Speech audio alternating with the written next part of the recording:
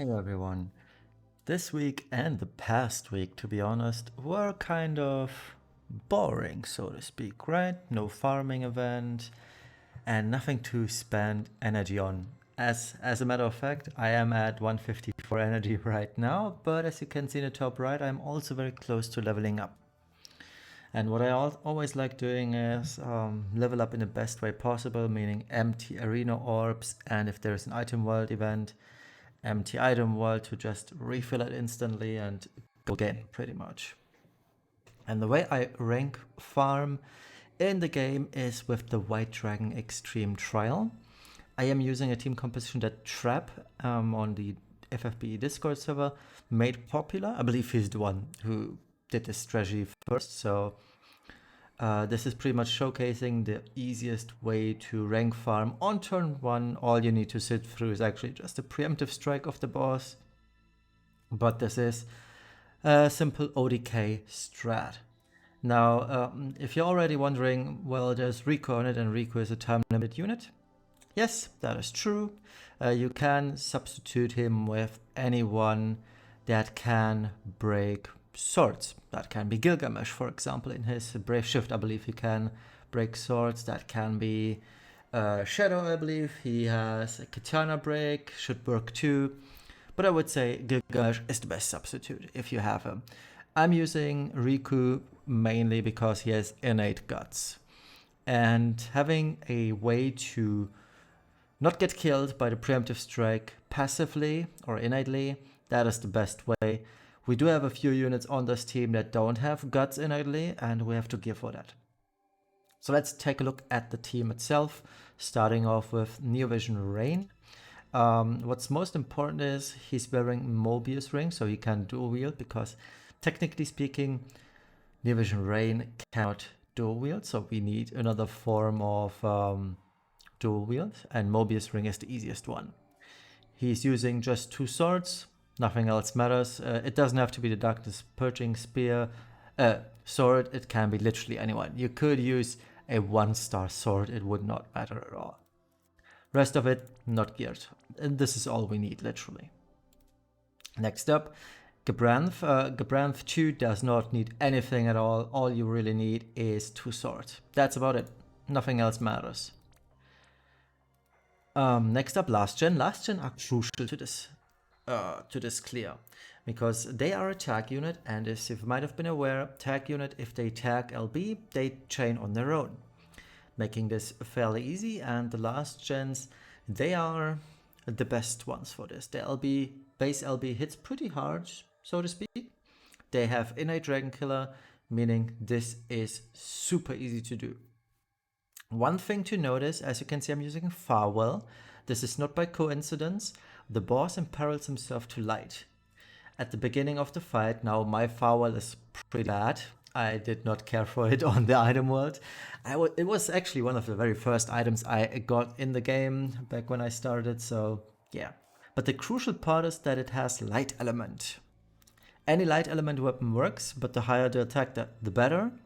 And if you have Orlando's STMR, I believe that is also a light weapon. It has more attack. That one is obviously preferred. Now my Lassgen, as you can see, he has very, very good gear. I'm using the Ultima Blade at +4. I'm using Noctis's STMR, double Zenada STMR. A lot of STMRs, to be honest, as you can see. But also I'm using GF extension, so there is a little bit of leeway to this whole strategy. The boss has 990 million, if I'm not mistaken, HP. So, and you will see me constantly overkill the boss by around 300 to 400 million. No, 200 to 400 million, sorry. So there's a lot of leeway for you to do this strat as well. You don't need double Warlock Gauntlets. It is best in slot, obviously, for this fight, but you could make do with just 1 Warlock Gauntlets or 0 and just take another STMR with the highest attack you've got. Could also be fairly easy, but the more attack, the better. He's also geared fully towards dragon killing. He's using Riku's Vision card. If you don't have that, just use Noctis's Vision card or Arden's Vision card. They are equally as good. So he is at 300 LB boost. I overcapped even, but that's fine. 300 demon, that is all that matters. And he has innate guts, which is pretty sweet, as can be seen here. Protector of Palladia. Oops. And let's go to the next one. It's Eurasia. Eurasia is one of these cases where gearing doesn't matter other than Wearer's Boon. She actually needs a Wearer's Boon. That is Daughter of Destiny Vanille STMR, and it adds guts to the wearer. The rest of it, absolutely not necessary. I used her for some clear. I believe it was the Behemoth clear or something. I don't know what I used her for last time, but all you need, Wearer's Boon or another means of guts. It could be, for example, where is it? The STMR of Phasey, Never-Ending Summer. But spoiler ahead, you're seeing this is on Adele, so that was the easiest one for me. Riku, gear absolutely doesn't matter. All you need is double weapon. Because his guts, oh, you need his Trust Master, obviously. The Trust Master enables him to use guts or have guts passively. That is important. Where his Trust Master, I forgot to show the abilities. Technically, yeah, this was... the last time I used Riku was actually for Dragon Boss. I'm not quite sure whether it was Behemoth or it was the two-headed dragon. I believe it was the two-headed dragon. That was the time when Riku and Sora was still relevant, because for the Behemoth trial I already used not Dragoons, but Lassgen and the likes. So empty vision card, as you can see, gear does not matter at all. You need to just make sure that he's double wearing swords and his TMR. Okay, and lastly we got Adele. Adele is just wearing two swords, doesn't matter which ones. As you can see, I'm using Ferris's sword and Sword of the Kings. Not particularly the best swords in the game for a physical DPS, but here we are. And like I mentioned earlier, she's using Midsummer Boda to be able to survive the preemptive strike. So let's move right in. I do have 2 more attempts to do before I actually level up, which I don't want to do right now.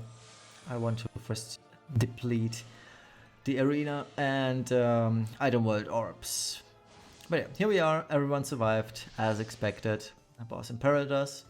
So the way to do this is Triple Saber, Astral Edge twice, and Beast Breaker. Whatever you use, you could use Rising Saber too. It would not matter at all, but I'd suggest doing it this way. That way, you're not gonna run out of mana for some reason, but you should be fine either way. But the important part is Beast Breaker, as it increases LB damage done by 100%. Let's do that. Gebranth just triples Gale of the Judge, which is a sword break for the break gauge of the boss. Riku triple sword break as well. Eurasia, please be careful about the order. You have to first use Anti-Dragon Stratagem, which is a 100% Dragon killer buff to the party. And then you use Swords Stratagem. It removes the attack and magic breaks, and it deals damage to herself, thus killing Eurasia in the process. Adele is using double rapid magic bullet to further deplete the break gauge. And lastly, Madame's Encouragement on Lassgen to fill his LB gauge. So let's fire this off. Let's wait for all of this to finish. There we go, Eurasia is dead, but now the last gens, they got the Dragon Killer, they got the LB boost, they got the 300% attack buff.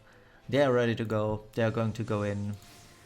You click the LB and it's done. And as you can see, we are already dealing 20% of the boss. We dealt 1 billion at the backloaded LB of theirs, and it's done. So the boss, like I said, has 990 million damage. We dealt almost 1.3 billion. That was pretty sweet and easy, right? But again, I am having high-end gear. Your mileage may vary the less gear you have, but should still be a fairly simple cap, unless you are using Trust Masters only. So yeah, let's do this one more time, and you will see that this is a fairly fast clear too. You just reselect Adele, you go in. It usually takes me roughly a minute on my phone to do so. The longest part obviously is being the preempt strike. The boss does his things, imperils, attacks, break stats. It takes the longest time. Alright, so here we are, reload. Let's click all the buttons. Let's wait for the break gauge to get destroyed. There we go. Click him. As soon as you see the break up in the corner or in the middle of the screen, you can send in Lassgen. They'll be good to go. As you can see, we started at roughly 22:59 on the clock. We're at now 11 PM. A minute per run. I think that is very efficient for 15k rank XP. And you also get 20k gil in total too. But yeah, that's it for this. I don't want to level up like I mentioned earlier. You also gain 1k LB XP per run for the units that don't have the LB just yet, or LB maxed just yet, but that's something we're going to talk about in Sunday's video. For the time being, that is pretty much all there is to this rank farming strat. I hope you enjoyed this, and we'll see each other tomorrow again for a larger video on how to best use your energy in the game, what you can use it on dead weeks, so to speak. Weeks such as this, where we only have the story event, which is quite short, or weeks where we have no natural energy dumps, such as dark visions, mocking, or wave battles. So I hope you guys are excited for this. But with that, let's make this video end. I forgot to chain of thought here, or I lost this chain of thought. So yeah, see you tomorrow for the next video. Bye bye.